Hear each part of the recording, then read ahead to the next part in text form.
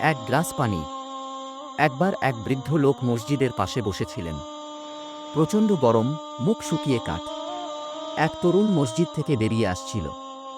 বৃদ্ধ তাকে বললেন, বাবা, এক গ্লাস পানি এনে দিবে।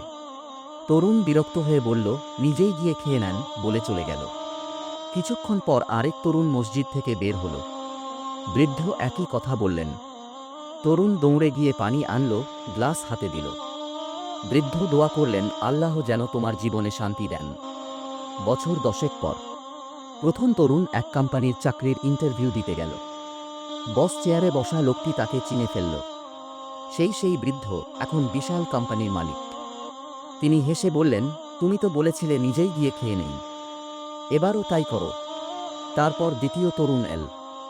বস তাকে দেখে উঠে দাঁড়ালেন, বললেন, স্বাগত জানাই, তোমার মতো দয়ালু লোককে আমার প্রতিষ্ঠানে দরকার।